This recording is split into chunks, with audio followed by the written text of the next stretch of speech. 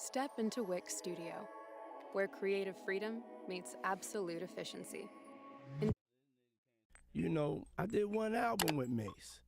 One album. How much money do you think I owe this guy? Can't stop a nigga came from Wicked. Can't roof. Palmer came and gave him bonus for what he did. And Kim Porter made the day he dies and rest in piss water. You could have changed his life, that nigga couldn't save his life. Now it ain't nowhere to fight. Now he out in waving white.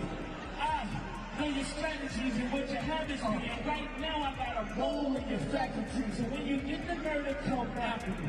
What audacity. Gotta know that dollar sign wasn't rapping free. Actually, after Pink died, what a travesty. When Mace left, nigga, was nobody after all. On November 16th, the music scene got rocked when singer Cassie filed a lawsuit against her former flame, hip-hop mogul Sean Diddy Combs. The lawsuit accuses Diddy of mistreating and abusing her during their decade-long romantic relationship. This legal drama put Diddy in the spotlight, especially since he had been rebranding himself as Brother Love since 2017. The lawsuit also sparked a wave of additional allegations, including claims from 2 other women.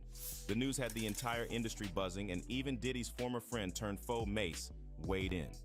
Mace subtly and indirectly addressed the issues, touching on Diddy's alleged involvement in Tupac's matters.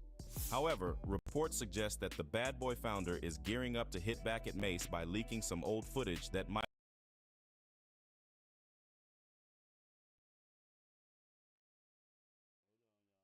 implicate the Welcome Back hitmaker. Since their fallout, Mace and Diddy haven't exactly been on good terms. Last year, after dropping his Diddy diss track, Mace continued to criticize his former label boss on social media.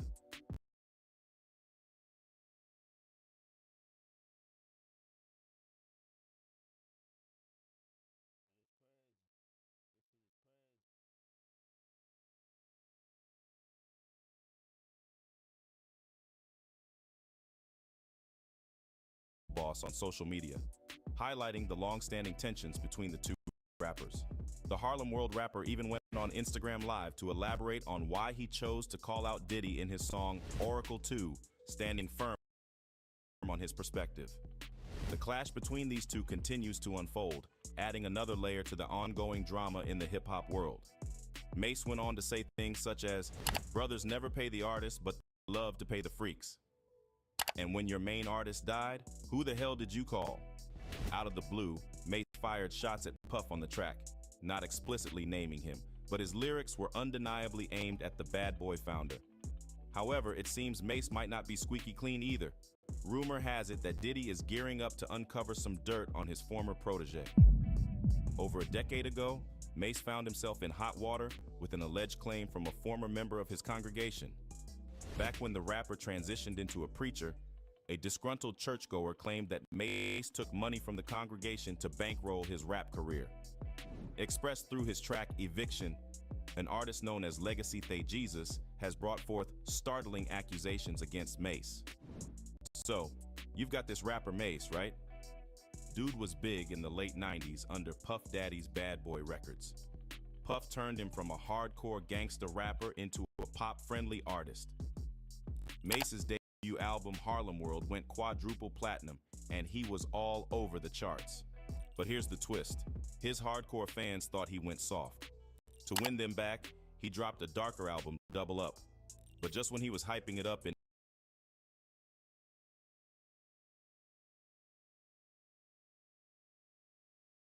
Mace hits everyone with a bombshell. He's retiring from rap because he found God. So, Mace takes a 5-year break, becomes a pastor in Atlanta, and starts his own church. Some folks think he got pushed out of Harlem and the rap scene.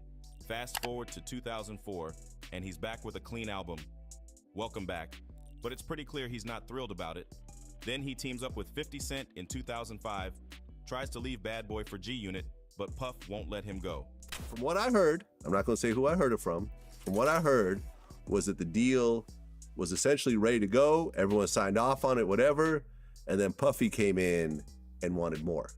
And then that's what made the deal fall apart. And from that point on, that's when 50 and Puffy started having beef. Right, probably so. I don't know the ins and outs, but you know how the music business is designed from the beginning of time to, take advantage of the artist. If an artist don't know, you just don't know. This sparks a feud between 50 Cent and Puff. Mase hangs with G-Unit for a bit, but starts distancing himself in 2006. In 2007, rumors swirl that he's leaving Bad Boy for SRC Records and dropping an album called The Suicide Note. None of that happens, and instead, there's gossip about Mase and a transgendered prostitute. By now, it's obvious Mase isn't in pastor mode anymore. Fans are scratching their heads, wondering what's up. Then in 2021, he and Puff end their beef, and Mase signs with Bad Boy's new thing under Interscope Records. Puff gives him the green light to collab with other artists and make a new album. And guess what? Mase plans to drop that album next year, going back to his hardcore roots. But here's where it gets wild. An Atlanta rapper, Legacy the Jesus, spills the tea. He was part of Mase's church for 3 years and spills that Mase used his congregation's money to fund his rap albums. Legacy calls him a hypocrite, saying Mase preached one thing but did another, hitting strip clubs and then telling dudes to be faithful. Legacy even tags him as a false prophet and expects better from his pastor. How much money do you think I owe this guy? One album, and then he became a fake pastor? So last year, Diddy was all over denying he stole from his artists, and he said Mase owes him $3 million.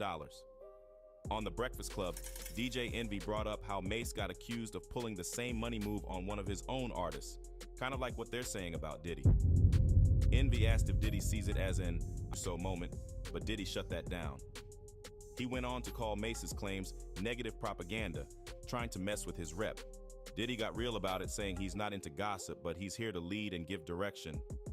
He straight up said, "My name is Diddy Sean Combs. I never took nothing from nobody." He threw in that all he's done is give people opportunities and more cash than they were making. Charlamagne went for it and asked if Diddy really takes money from his artists, and Diddy said, "Never." Charlamagne brought up how lots of artists have accused Diddy of this, and Diddy hit back, saying it's a blame game when money gets tight. Diddy then called out Mase, saying, "I did one album with Mase. How much money do you think I owe this guy?" He called Mase a fake pastor throwing dirt on God's name and dared anyone with receipts to step up. Diddy's not playing, and he's fighting back for himself and everyone else. But here's the kicker. Mase dropped 2 more albums under Diddy's label. Diddy insisted Mase owes him $3 million for an album advance he never delivered. He's got the receipts, and he's not going back and forth. Diddy's clear. Show him a receipt if you think he owes you, and you'll get paid within 24 hours. How much money does, and I'm just throwing this out, how much money does somebody like a Mase owe you? Because the reason I say Mase that, owes me $3 million. That's facts. I got the receipt. Second album, you gave money to do second album, never delivered. Did the album, never delivered. You know what I'm Okay. saying? And I'm not gonna go back and forth with Mase. You know what I'm saying? I'm not going back and forth with nobody. I'm just gonna, if I'm here, I'm gonna speak up for myself. I'm gonna speak up for myself now. You know what I'm saying? I'm not gonna have you think something that I hate. I hate a thief. I hate somebody that don't got, and I don't hate nobody, but that's with somebody that just gotta take something that somebody else worked for just for their benefit and they fin. I don't like that. You know what I'm saying? doing it. Mase didn't waste time and hit back, saying Diddy's just mad because he didn't let him come on stage for a fake apology to push his lame song. He dropped a clip on Instagram and TikTok, then followed up with more audio on Diddy's comments. Mase went all in, calling out Diddy's mom, Janice Combs, and throwing shade about everything being in her name. He scoffed at Diddy, talking about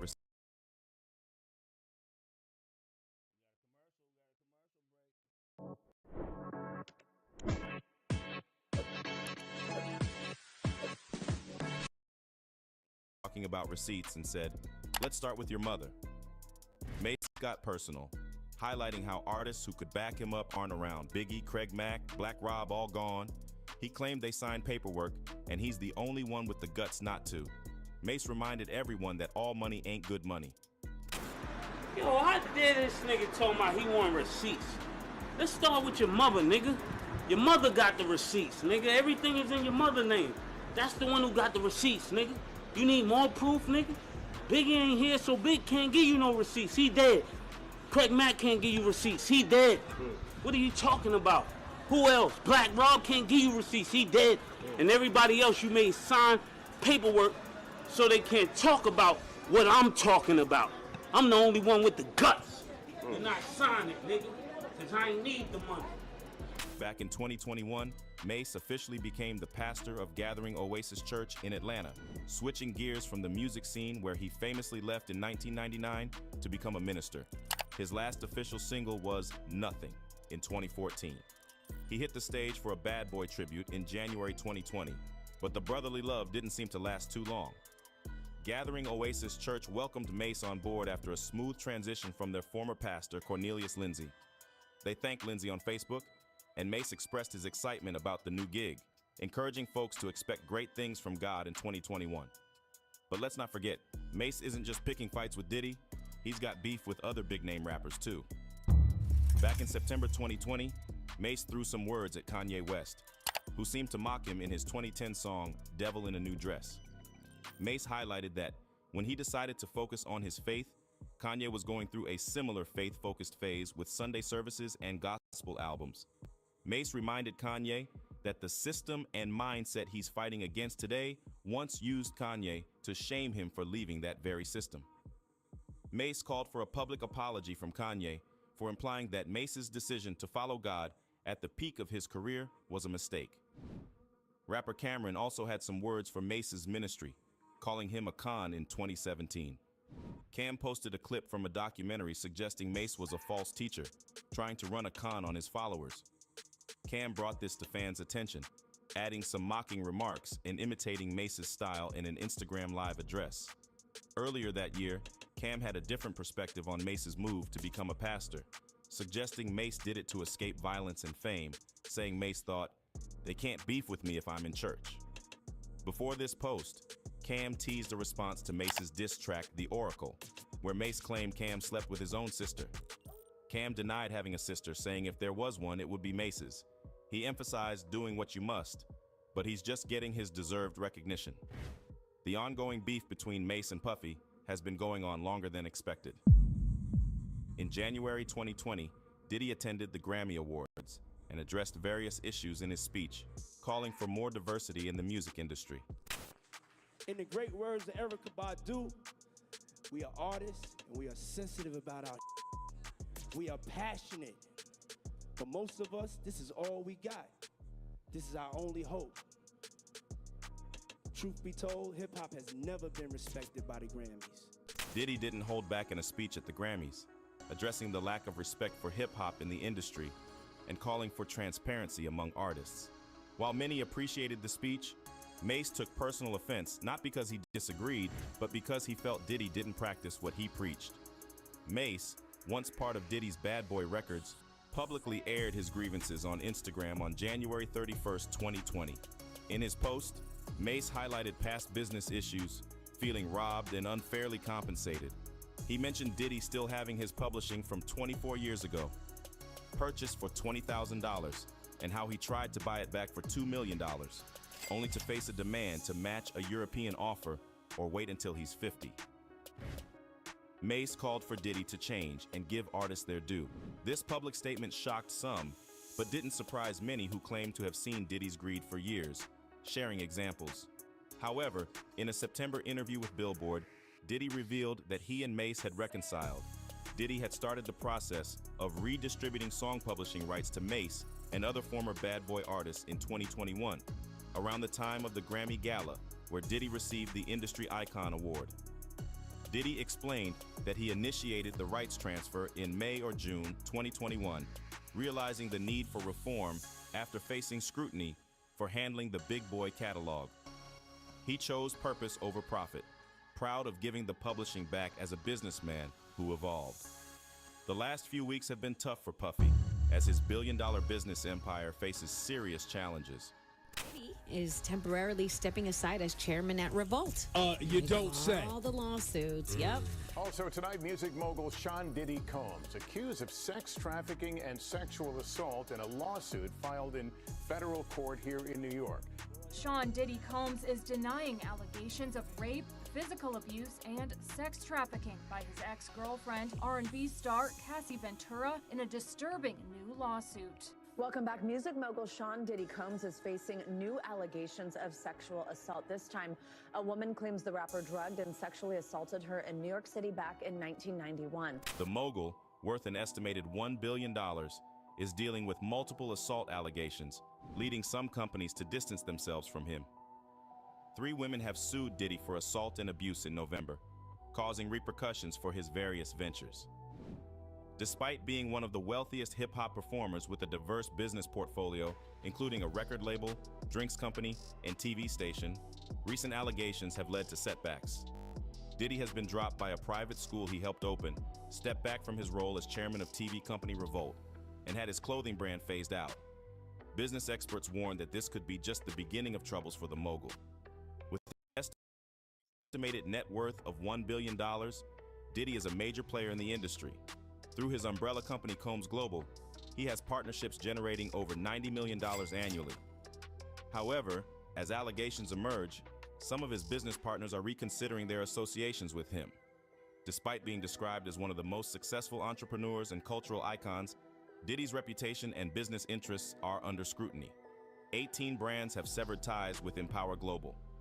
Annette Nyao from House of Takura and Annette Azen from Nudie System are among those who pulled out, taking the allegations seriously and refusing to tolerate such behavior. Leonard Greer from No One Clothiers and Ashley Goodalock from Suri have also cut ties, emphasizing the clash between the accusations and their values of respect for everyone.